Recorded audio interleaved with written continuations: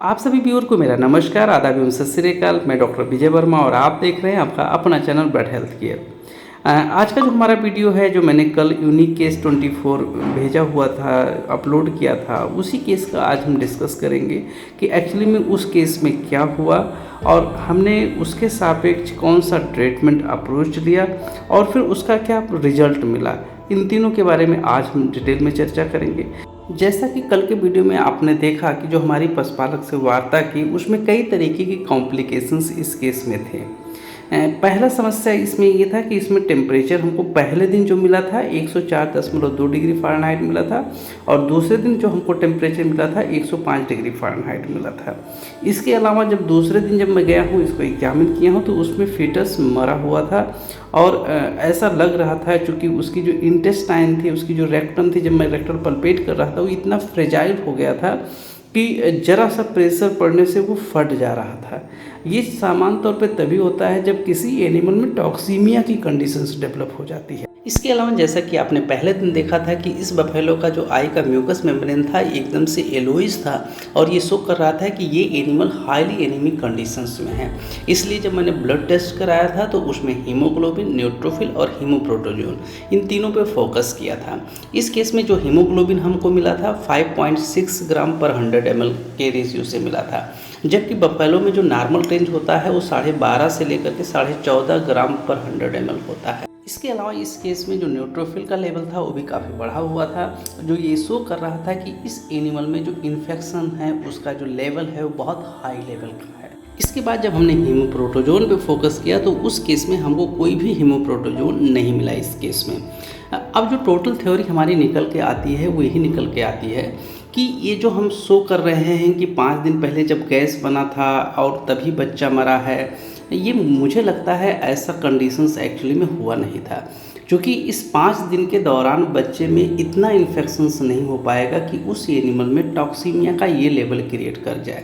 इसका मतलब जो बच्चा की डेथ हुई है वो पहले हुआ है और बाद में जब इन्फेक्शंस एक लेवल तक का सेटअप कर पाया है तब जाकर के उसमें एकदम एक्यूट ब्लड कंडीशंस डेवलप हुआ और उसके बाद जो एनिमल की ये स्थिति बन गई है।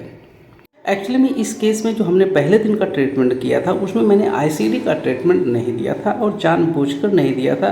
एक्चुअली में मैं चाह रहा था कि पहले दिन मैं इसको प्रॉपर फ्लूइड थेरेपी करूं और इसके इन्फेक्शंस को थोड़ा सा कंट्रोल कर लूं और इस एनिमल में थोड़ी सी एनर्जी आ जाए, तब दूसरे दिन मैं इसमें आईसीडी का ट्रीटमेंट दूँ।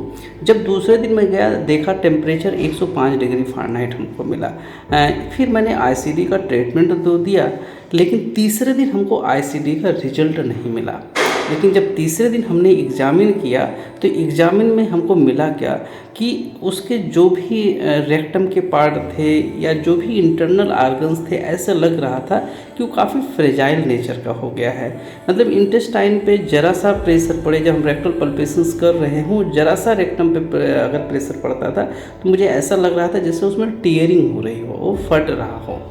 तो उसके बाद फिर मैं हाथ अपना वापस कर लिया और चूँकि इस एनिमल में ब्लड की भी बहुत कमी थी, इसलिए मैं इसका सीएस सेक्शन भी नहीं जा सकता था, इसका सिजेरियन भी नहीं कर सकता था।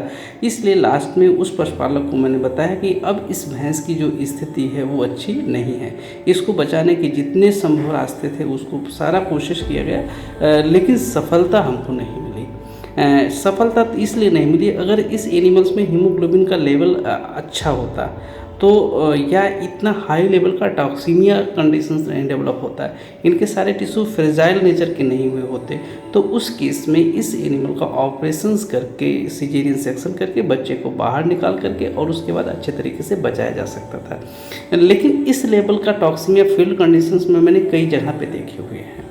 कारण क्या था वो नहीं पता चलता है और ये भी नहीं पता चल पाता है कि कितने दिनों से ये बच्चा मरा हुआ था, उसकी वजह से होता है।